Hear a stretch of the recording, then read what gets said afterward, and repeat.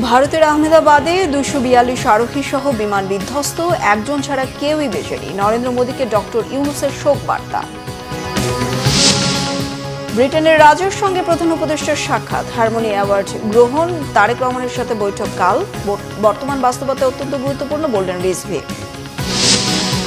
3 বছরের মধ্যে এবারে সবচেয়ে কম পশু কোরবানি হয়েছে। চামড়ার ভালো দাম পেতে কাঁচা চামড়া রপ্তানির পরামর্শ অর্থনীতিবিদদের।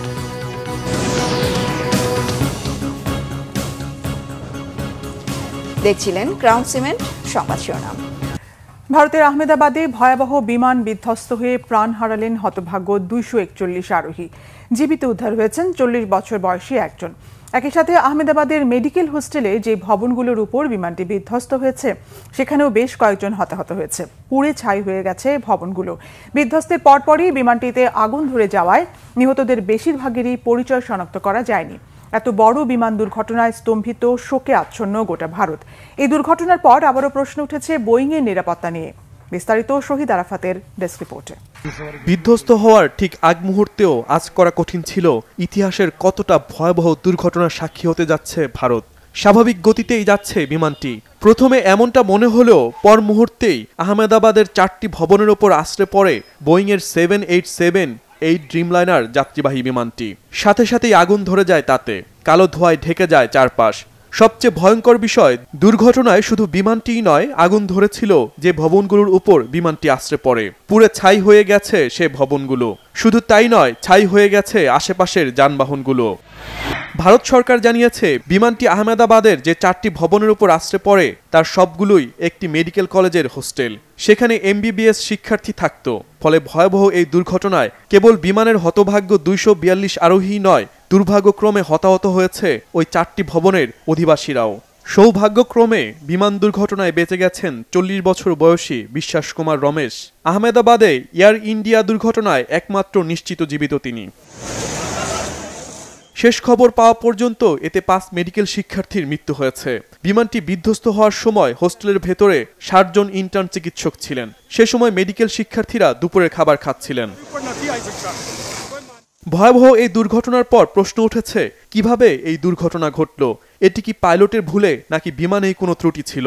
আবারও কেন সামনে চলে এসেছে বোয়িংয়ের নিরাপত্তা ইস্যু? ভারত কর্তৃপক্ষ জানিয়েছে বোয়িংয়ের 787-8 ড্রিমলাইনার বিমানটি স্থানীয় সময় দুপুর 1:38 আহমেদাবাদ বিমানবন্দর থেকে ব্রিটেনের গ্যাটউইক বিমানবন্দরের উদ্দেশ্যে রওনা করে। তবে রানওয়ে ছাড়ার 1 মিনিটের কম সময়ের মধ্যে এয়ার ট্রাফিক কন্ট্রোলে জরুরি সংকেত পাঠান পাইলট। কিন্তু বিমানের সাথে যোগাযোগের চেষ্টা করেও আর কোনো জবাব পাওয়া যায়নি। পর মুহূর্তেই বিমান বিধ্বস্তের খবর পায় কর্তৃপক্ষ। ভারতের এয়ারলাইন্স কর্তৃপক্ষ জানিয়েছে খুব বেশি দূর নয়, মাত্র 625 ফুট উপরে বিমানটি উঠতে পেরেছিল। প্রত্যক্ষদর্শীরা জানিয়েছে বিমানটি আছড়ে পড়ার পরই বিকট শব্দে বিস্ফোরণ ঘটে ও আগুন ধরে যায়।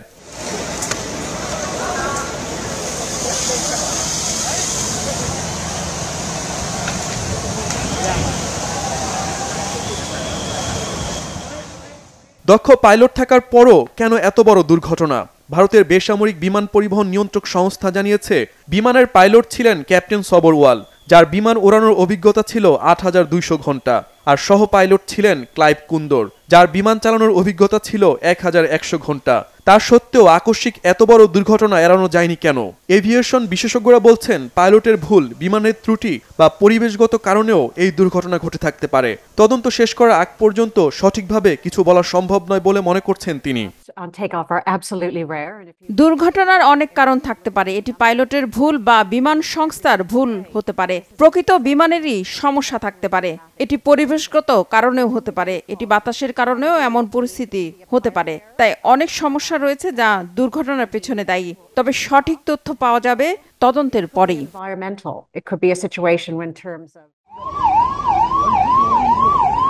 আহমেদাবাদের হাসপাতালগুলোতে চলছে মৃত্যু মিছিল। আসছে একের পর এক মৃতদেহ, আসছে আহতরা। দুর্ঘটনায় মৃতদের বেশিরভাগই আগুনে পুড়ে যাওয়ায় চেনা যাচ্ছে না লাশ। দ্রুত তা শনাক্ত করতে পরিবারের কাছ থেকে DNA নমুনা চেয়েছে গুজরাট প্রশাসন। হতাহতদের ভিড় আর স্বজনদের হাহাকারে ভারী হয়ে উঠেছে গুজরাটের হাসপাতালগুলোর পরিবেশ। দুর্ঘটনার পরপরই উদ্ধার অভিযানে যোগ দিয়েছে মেডিকেল ও ফায়ার সার্ভিস কর্মী সহ অন্তত 35টি দল। বিমানটিতে 230 জন যাত্রী, 12 জন বিমান কর্মী ছিলেন। তাদের মধ্যে 169 জন ভারতীয়, এছাড়া ওই বিমানে ছিলেন 53 জন ব্রিটিশ নাগরিক, 1 জন কানাডিয়ান এবং 7 জন পর্তুগিজ নাগরিক। Shahid Arafat, Bangla Vision, news desk. Air Indian বিমান বিধ্বস্ত হতাহতের ঘটনায় গভীর শোক ও সমবেদনা জানিয়েছেন প্রধান উপদেষ্টা ডক্টর মোহাম্মদ ইউনূস। ভারতের প্রধানমন্ত্রী নরেন্দ্র মোদীকে একটি শোক বার্তা পাঠিয়েছেন বাংলাদেশের সরকার প্রধান। প্রধান উপদেষ্টা প্রেস উইং এ তথ্য নিশ্চিত করেছে। শোক বার্তায় ডক্টর মোহাম্মদ ইউনূস বলেন, ভারতের জনগণ ও সরকারের যে কোনো প্রয়োজনে বাংলাদেশ পাশে রয়েছে। লন্ডনের উদ্দেশ্যে যাত্রা করা এয়ার ইন্ডিয়ার বিমানটি বিকেলে ভারতের আহমেদাবাদ থেকে উড্ডয়নের কয়েক মিনিট পরে বিধ্বস্ত হয়। নিহত হয়েছেন বিমানটির 241 আরোহী ও ক্রু। আগামীকাল লন্ডনে ডক্টর মোহাম্মদ ইউনূস ও বিএনপির ভারপ্রাপ্ত চেয়ারম্যান তারেক রহমানের মধ্যকার বৈঠককে বাংলাদেশের আগামী রাজনীতির জন্য খুবই গুরুত্বপূর্ণ হিসেবে দেখা হচ্ছে। নির্বাচন সহ দেশে চলমান সব ধরনের বিষয় প্রাধান্য পাবে এই বৈঠকে। এদিকে লন্ডনে the king Charles harmony award গ্রহণ করেছেন ডক্টর মোহাম্মদ ইউনূস। লন্ডনের বাকিংহাম প্যালেসে ব্রিটেনের রাজা তৃতীয় চার্লসের সঙ্গে প্রধান উপদেষ্টা ডক্টর মোহাম্মদ ইউনূসের সৌজন্য সাক্ষাতের পর প্রেস সচিব এই তথ্য জানান। টানা 30 মিনিটের একান্ত বৈঠকে বাংলাদেশের পরিবর্তিত পরিস্থিতি এবং চলমান সংস্কার কার্যক্রম নিয়ে আলোচনা হয়েছে। পরে লন্ডনে সেন্ট জেমস প্যালেসে কিংস চার্লস হারমোনি অ্যাওয়ার্ড গ্রহণ করেছেন ডক্টর মোহাম্মদ ইউনূস। এছাড়াও ওয়েস্টমিনিস্টার হাউস অব কমন্সের স্পিকার স্যার লিন্ডসে হলের সঙ্গে বৈঠক করেছেন ডক্টর ইউনূস। লন্ডন সময় শুক্রবার সকাল 9টা থেকে 11টার মধ্যে বিএনপির ভারপ্রাপ্ত চেয়ারম্যান তারেক রহমানের সাথে প্রধান উপদেষ্টার বৈঠক হবে হোটেল ডরচেস্টারে। মিটিংটা খুবই ইম্পর্টেন্ট। এই মিটিংয়ে আমরা আশা করছি যে তারা আমরা এখানে আসলে কি এজেন্ডা এটা না, তারা যে মিটিং করছেন এবং তারা সব কিছুই আলাপ করবেন। কেননা একজন হচ্ছেন বাংলাদেশের এখন ইন্টারিম গভর্নমেন্টের প্রধান, আর একজন হচ্ছেন বাংলাদেশের লার্জেস্ট পলিটিক্যাল পার্টির প্রধান। তো তারা দুইজনের মধ্যে আলোচনা হবে এবং তারা অনেকগুলো সবকিছু নিয়ে আলোচনা করবেন। প্রধান উপদেষ্টা ডক্টর মোহাম্মদ ইউনূস ও বিএনপির ভারপ্রাপ্ত চেয়ারম্যান তারেক রহমানের বৈঠক আগামী নির্বাচন, সংস্কার ও গণতন্ত্রকে সামনের দিকে এগিয়ে নিতে গুরুত্বপূর্ণ ভূমিকা রাখবে বলে মনে করেন বিএনপির সিনিয়র যুগ্ম মহাসচিব রুহুল কবির রিজভী। নয়াপল্টনে বিএনপির কেন্দ্রীয় কার্যালয়ে সাংবাদিকদের সাথে আলাপকালে তিনি একথা বলেন। রিজভীর অভিযোগ, আওয়ামী নেতাদের লুটপাট করা অর্থ বিদেশে পাচারের বিষয়টি আড়াল করতে বৈঠক নিয়ে অপপ্রচার চালানো হচ্ছে। ডক্টর মোহাম্মদ ইউনূসের সাথে তারেক রহমানের বৈঠকটি বর্তমান বাস্তবতায় অত্যন্ত গুরুত্বপূর্ণ। বিএনপির সিনিয়র যুগ্ম মহাসচিব বলেন, টাকা পাচার করে বিভিন্ন দেশে আরাম আয়েশে বসবাস করছে আওয়ামী লীগের অনেক নেতা। তাদের বিচার হওয়া জরুরি বলে মন্তব্য তার।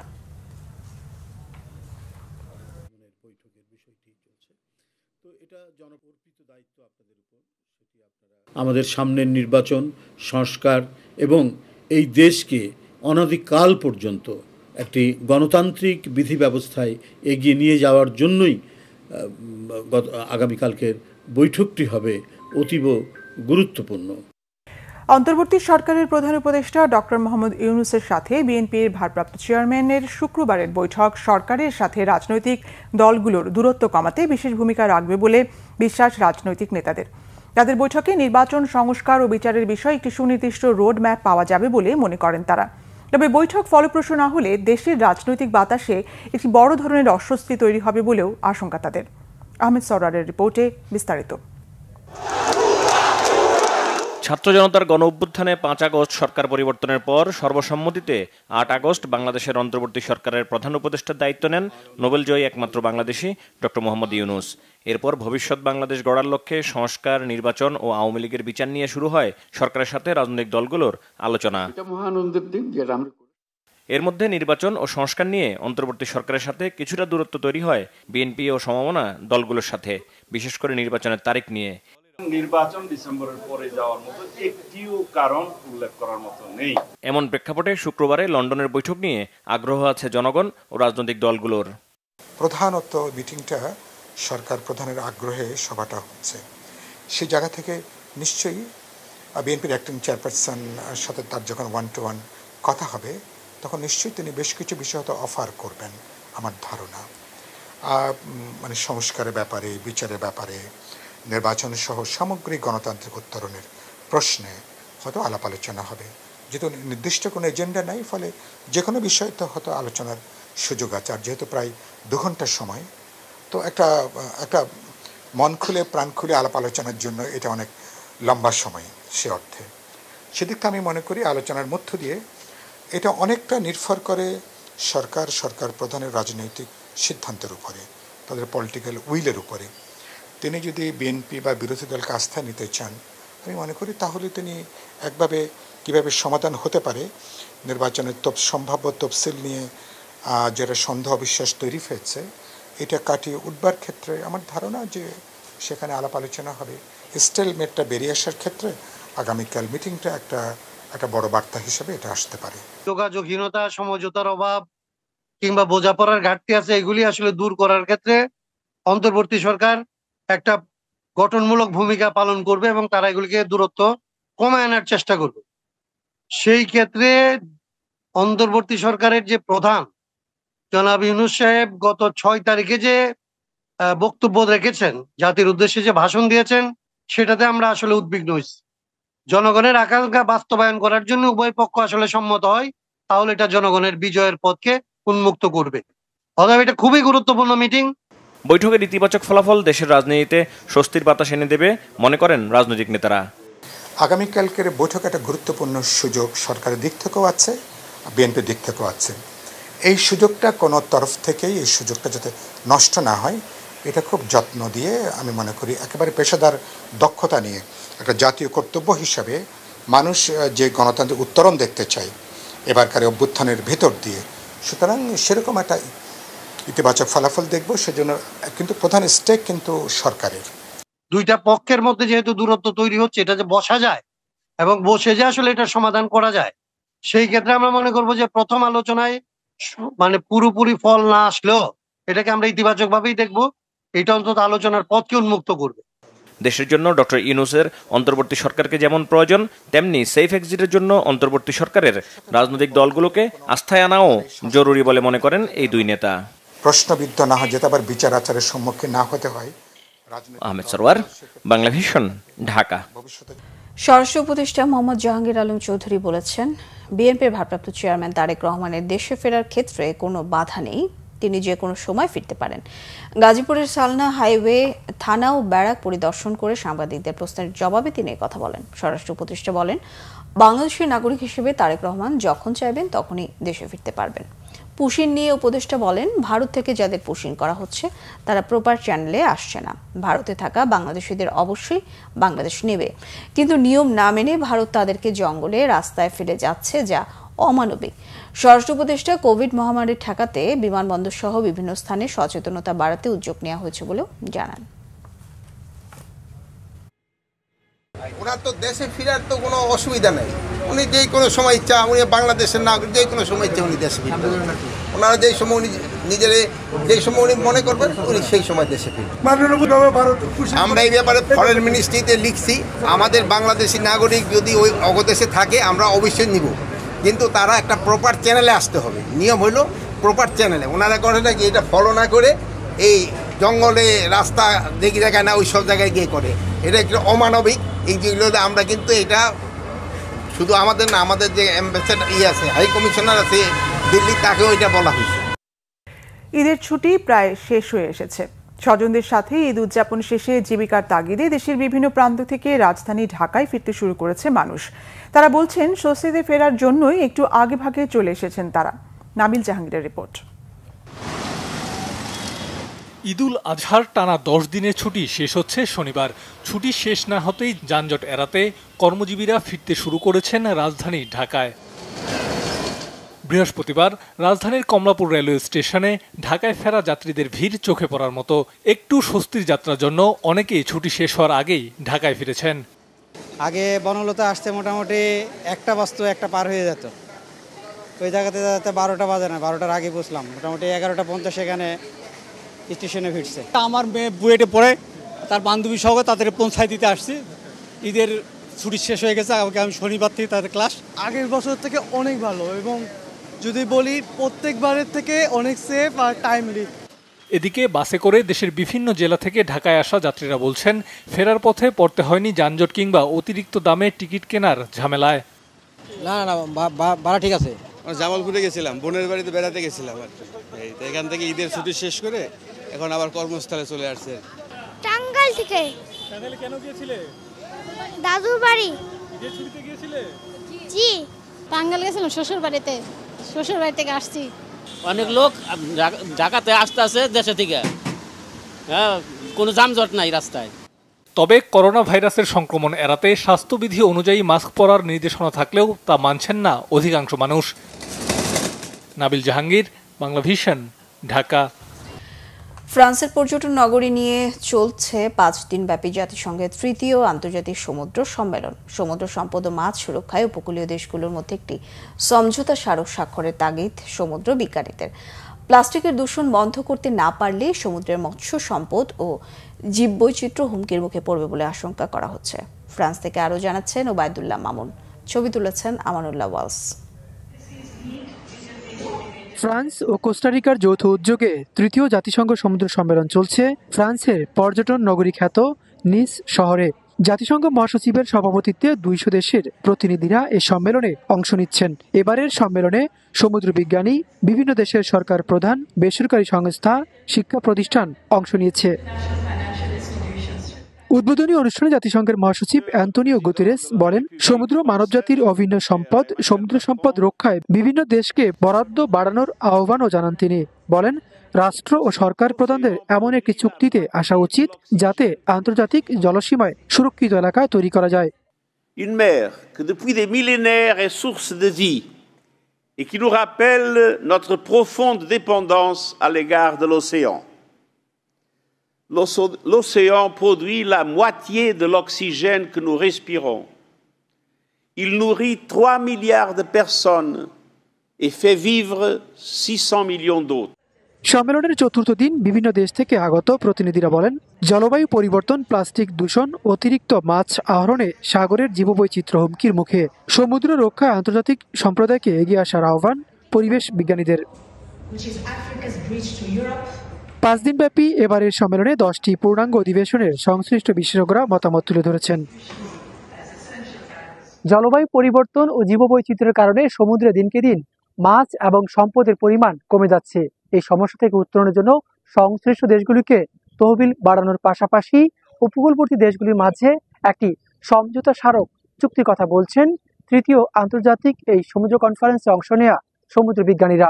তারা বলছেন, এটি বাস্তবায়নে জাতিসংঘের সকল সংস্থাগুলিকে এগিয়ে আসতে হবে।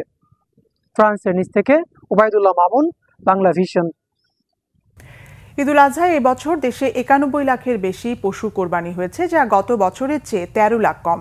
গত বছর ঈদুল আজহায় সারা দেশে মোট 1,04,08,918টি গবাদি পশু কোরবানি হয়েছিল। প্রাণী সম্পদ অধিদপ্তর জানায়, এবছর 33,10,000-এর বেশি কোরবানির পশু অবিকৃত রয়ে গেছে। প্রাণী সম্পদ অধিদপ্তরের তথ্য মতে এবার গরু ও মহিষ 47,05,106টি, ছাগল ও ভেড়া 44,30,668টি এবং অন্যান্য প্রাণী 960টি। প্রাণী সম্পদ অধিদপ্তরের হিসেব মতে গত 3 বছরের মধ্যে এবারই কম সংখ্যক পশু কোরবানি হয়েছে, যা 2022 সালে করোনার সময়কার চেয়েও কম। আর চামড়ার ভালো দাম পেতে ওয়েট ব্লুর পাশাপাশি কাঁচা চামড়াও রপ্তানির পরামর্শ অর্থনীতিবিদদের। চামড়ার ক্ষেত্রে আমাদের অভ্যন্তরীণ বাজারের যে পরিস্থিতি, তাতে অল্প কয়েকজন ট্যানারির উপরে নির্ভর করে চামড়ার মূল্য বৃদ্ধি সম্ভব না, এবং এক্ষেত্রে অবশ্যই বাজারটি উন্মুক্ত করা দরকার। এবং আমরা মনে করি যে কাঁচা চামড়া বা ওয়েট ব্লু দুটোই আসলে রপ্তানির সুযোগ রয়েছে। তাতে আমাদের অভ্যন্তরীণ বাজারের ক্ষতি হবে না, বরঞ্চ চামড়ার উপযুক্ত ব্যবহার হবে, মূল্যের ক্ষেত্রেও সেটা এক ধরনের ত্বরণ সৃষ্টি করবে। প্রতিদিন বাড়ছে করোনার নতুন ভ্যারিয়েন্ট JN1 এর সংক্রমণ, কিন্তু পরিস্থিতি মোকাবেলায় এখনো প্রস্তুত নয় রাজধানীর সরকারি হাসপাতালগুলো। কোভিডের লক্ষণ নিয়ে যারা পরীক্ষার জন্য আসছেন, টেস্টিং কিট না থাকায় পরীক্ষা না করে ফিরে যেতে হচ্ছে তাদের। হাসপাতাল সংশ্লিষ্টরা বলছেন, স্বাস্থ্য অধিদপ্তর থেকে প্রয়োজনীয় সামগ্রী পেলেই শুরু করবেন কোভিড পরীক্ষা। মুহিবুল্লাহ মুহিবের রিপোর্টে থাকছে বিস্তারিত। প্রতিদিন বাড়ছে করোনার নতুন ভেরিয়েন্ট JN1 এ আক্রান্ত রোগীর সংখ্যা। বুধবারও এই রোগে আক্রান্তের সংখ্যা ছিল 10 জন। এমন পরিস্থিতিতে স্বাস্থ্য অধিদপ্তর থেকে সরকারের নানা উদ্যোগের গল্প শোনালেও বাস্তবতা ভিন্ন। নগরীর অন্যতম গুরুত্বপূর্ণ চিকিৎসা কেন্দ্র সোহরাওয়ার্দী হাসপাতালে নেই কোনো করোনা পরীক্ষার ব্যবস্থা। লক্ষণ নিয়ে যারাই আসছেন তাদের ফিরতে হচ্ছে পরীক্ষা না করেই। এই হাসপাতালে কোথাও করোনা টেস্টের কোনো জায়গা নাই, মানে কোনো বুথ নাই। করোনা টেস্ট চালু হয় না ভাই? না, কোনো চালু হয় না। কি কিট সংকটের কারণে? এটা আপনার পরিচালক জানবে, এটা আমাদের না। ওরা বললো যে না, এখানে এখনো করোনা টেস্ট শুরু হয়নি। হাসপাতালটির পরিচালক জানালেন, প্রয়োজনীয় সামগ্রী পেলেই করোনার রোগীর সার্বিক ব্যবস্থাপনা শুরু করবেন তারা। এটা আমরা আজকে কোভিড টেস্টের কিট পাবো। এটা আমরা আজকে বুথ স্থাপনের জন্য আমরা কলেজের সকল শিক্ষক সহ আমরা নিজেরা পরিদর্শন করে কোন জায়গাটা সুইটেবল হবে সাইট সিলেকশন করে দিয়েছি। আমাদের পিডব্লিউডি বুথ স্থাপন আজ এবং কালের মধ্যে করে দেবেন। আমরা আশা করছি যে আগামী সপ্তাহের প্রথম দিকে আমরা কোভিড টেস্টের স্যাম্পল নিতে পারবো। মাঝে তো কোভিড ছিল না, এখন হঠাৎ করে আবার আবির্ভাব হয়েছে। একটা স্ট্রাকচারাল প্রস্তুতি নিতেও কিন্তু একটু সময় লাগে, সে সময়টুকু কিন্তু আমাদেরকে দিতে হবে, তাই না? এটা তো সায়েন্টিফিক ইস্যু। এখানে চাইলেও তো যে নাকের মধ্যে দিয়ে আমি স্যাম্পল নিতে পারবেন, তার জন্য একটা আলাদা স্থাপনা লাগবে, ম্যান পাওয়ার সেট করতে হবে, লজিস্টিক লাগবে, এভরিথিং। যেমন আজকে আমরা কিট পেয়ে যাব, আশা করছি যে আমরা আগামী সপ্তাহের শুরুর দিকেই আমরা স্যাম্পল নিয়ে আমরা করতে পারবো। ফলে এটা নিয়ে একটা বিষয় নতুনভাবে শুরু করতে তো একটু প্রবলেম হতেই পারে। একই পরিস্থিতি মিরপুরের লালকুঠির 200 শয্যা বিশিষ্ট মাতৃ ও শিশু স্বাস্থ্য হাসপাতালের। প্রতিনিয়ত এখানে নানা ধরনের সার্জারি হলেও নেই করোনা পরীক্ষার ব্যবস্থা। হাসপাতালটির পরিচালক জানালেন, করোনা অতিমারিকালে সরকারের দেয়া যন্ত্রপাতি ফেরত নিয়েছে স্বাস্থ্য অধিদপ্তর। যে টেস্ট কিটগুলো আরটিপিসিআর মেশিন এগুলো নাই, এখন পর্যন্ত আসে নাই। আসলে ব্যবস্থা নেব। আর সার্বিকভাবে আমরা শনিবার থেকে এটা পুরোপুরি ওই করোনার যেন বিস্তৃত না হয়, এটা যেন না ছড়ায়, সেই ব্যবস্থাটা আমরাই করব। স্বাস্থ্য অধিদপ্তর থেকে কিছু ডাক্তার এখানে পোস্টিং দেওয়া হয়েছিল, 30-40 জন ডাক্তার, বিশেষজ্ঞ ডাক্তার, মেডিসিন স্পেশালিস্ট, তাদের যে ইনস্ট্রুমেন্টগুলো নিয়ে আসছিল তারা এগুলো নিয়ে গেছে, এখন নাই আর। রাজধানীর হাসপাতালগুলোতে দ্রুত টেস্টিং কিট সরবরাহের দাবি জানান ভুক্তভোগীরা। মুহিবুল্লাহ মুহিব, বাংলা ভিশন, ঢাকা। গত বছরে বন্যায় যেসব এলাকা ক্ষতিগ্রস্ত হয়েছে সেসব এলাকায় খাদ্য ঘাটতি পূরণে ওএমএস এর বরাদ্দ বাড়ানো হবে বলে জানিয়েছেন খাদ্য উপদেষ্টা আলী ইমাম মজুমদার। বৃহস্পতিবার কুমিল্লা সার্কিট হাউসে জেলা প্রশাসক ও খাদ্য সংশ্লিষ্ট দপ্তরের কর্মকর্তাদের সাথে বৈঠক শেষে সাংবাদিকদের প্রশ্নের জবাবে এসব কথা বলেন খাদ্য উপদেষ্টা। জানান, নগরীর ধর্মপুরে খাদ্য গুদামের জলাবদ্ধতা ও কালিয়ারজুড়িতে রেকর্ড রুমের জলাবদ্ধতা নিরসনে কাজ করা হবে। খাদ্য গুদাম ও রেকর্ড রুমের দালানগুলো ঠিক রাখতে কাজ করছে সরকার। এরই মধ্যে সংশ্লিষ্ট দপ্তরগুলোকে এই বিষয়ে নির্দেশনা দেওয়া হয়েছে। সমস্যাগুলো চিহ্নিত করে এই বিষয়ে দ্রুত কাজ করার কথাও জানান খাদ্য উপদেষ্টা। এ সময় জেলা প্রশাসক আমিরুল কায়সার সহ সংশ্লিষ্ট দপ্তরের কর্মকর্তারা উপস্থিত ছিলেন। তামাক থেকে সরে এসে আধুনিক পদ্ধতিতে বিকল্প ফসল ও প্রাকৃতিকভাবে পশু প্রাণী পালন করে এগিয়ে যাওয়ার পথ খুঁজে পেয়েছেন লালমনিরহাটের বহু কৃষক। এতে সহযোগিতা করছে সরকারি দপ্তর সহ উন্নয়ন সংস্থা ইএসডিও। সংশ্লিষ্টরা বলছেন, সরকারি বিধিনিষেধ শক্ত ও তামাক সমমানের বিকল্প ফসলের ন্যায্য দাম পেয়ে চিরতরে উত্তর থেকে হারিয়ে যাবে বিষে ভরা এই তামাক। রংপুর থেকে জুয়েল আহমেদের রিপোর্ট, ক্যামেরায় ছিলেন শাহনেওয়াজ জনি। গাছে শশা, রসালো তরমুজ আর ঘর ভর্তি মুরগিতে এগিয়ে যাওয়ার স্বপ্ন দেখছেন প্রান্তজনরা। লালমনিরহাটে তামাক চাষে নির্ভরশীল ছিলেন বহু কৃষক। তবে এখন পরিস্থিতি বদলে গেছে। তামাকের ক্ষতিকর প্রভাব ও শ্রম ঘনত্বের কারণে অনেকেই মুখ ফিরিয়ে নিচ্ছেন এর চাষ থেকে। কৃষকরা উন্নয়ন সংস্থা ও সরকারের সহায়তায় এখন চাষ করছেন তামাক সমমান মূল্যের বিকল্প ফসল। ইএসডিও সার দেশে, বীজ দেশে, পরিচর্যা করতেছে। এখন আমরা স্প্রে করতেছি যাতে ফুল ফল আটকানো যায়, পচন যাতে না ধরে। আমার ভাতিজা 1 একর জমির শশা করলো, আমরা তামাকের চেয়েও দেখি শশার লাভবান ভাতিজা বেশি করতেছে। তা আগামীতে আমরা তামাক চাষ না করি, শশা করবো। 150 মুরগি দিয়ে শুরু করলাম, তা মোটামুটি আল্লাহর রহমতে এখন তো ভালো, 1200 মুরগি হয়ে গেছে অলরেডি চাষ করতেছি। মুরগিগুলো এগুলো মুরগি তো মাংসও ভালো, স্বাদও ভালো এবং আয়ও ভালো। এখন আল্লাহর রহমতে মোটামুটি খুব ভালোই চলছি। তামাক চাষে অনেক রোগ বিধি আমাদের সৃষ্টি হয়। কৃষকরা বলছেন, আগে তামাক চাষ লাভ হলেও খরচও বেশি, আছে স্বাস্থ্য ঝুঁকি। এখন আধুনিক প্রযুক্তিতে মরিচ, টমেটো, করলা চাষ করছেন। পাশাপাশি শুরু করেছেন গরু, ছাগল, হাঁস, মুরগি পালন। সংশ্লিষ্ট বলছেন, জিও এনজিওর মেলবন্ধনে কৃষকদের প্রশিক্ষণ ও ক্ষুদ্র ঋণের মাধ্যমে স্বনির্ভর করে তোলার উদ্যোগ চলমান রয়েছে। বর্তমানে যে ক্রপিং প্যাটার্নটা আছে তার পরিবর্তন এবং পাশাপাশি ক্রপ ডাইভার্সিফিকেশন এর মাধ্যমে বিভিন্ন ধরনের ফসল উৎপাদন এর মাধ্যমে এবং বহুমুখী আয়ের উৎস যেমন মুরগি পালন, হাঁস পালন এবং গরু পালন এবং গরু মোটা তাজাকরণের মাধ্যমে আমরা আমরা বহুল অংশে অনেক অংশে তামাককে কমিয়ে আনতে পারি। আমরা আমাদের কার্যক্রম চালাচ্ছি, এটা কিন্তু আমরা বসে নেই। কিন্তু বিষয়টা হলো যেহেতু আমাদের কোনো লিগাল কোনো ফ্রেমওয়ার্ক নেই বা লিগাল কোনো আমার সাপোর্ট নেই যে আমি এটা তামাকটা নিষিদ্ধ করব বা তামাকে যে আবাদটা বন্ধ করবো, এর কোনো আইনগত আমাদের কোনো সাপোর্ট নেই। সুতরাং সেক্ষেত্রে আমরা আমাদের করণীয় শুধু কৃষকদেরকে মোটিভেট করা। তামাক থেকে সরে এসে বিকল্প পথে বদলে যাচ্ছে জেলা সদর ও আদিতমারী উপজেলার 400 কৃষকের জীবনচিত্র। জুয়েল আহমেদ, বাংলা ভিশন, আদিতমারী, লালমনিরহাট। বিএনপি ঘোষিত রাষ্ট্র মেরামতের 31 দফা বাস্তবায়ন এবং ডিসেম্বরের মধ্যে জাতীয় সংসদ নির্বাচনের রোডম্যাপ ঘোষণার দাবিতে ফরিদপুরের সদরপুরে বিএনপির উদ্যোগে জনসমাবেশ হয়েছে। বিকেলে উপজেলার চরমনায়ের ইউনিয়নের চর আড়িয়ালখা উচ্চ বিদ্যালয় মাঠে এই জনসমাবেশের আয়োজন করা হয়। এতে প্রধান অতিথি ছিলেন বিএনপি চেয়ারপারসনের উপদেষ্টা জহিরুল হক শাহজাদা মিয়া। বিশেষ অতিথি ছিলেন সাবেক এমপি ও মহিলা দলের সহসভাপতি ইয়াসমিন আরা হক।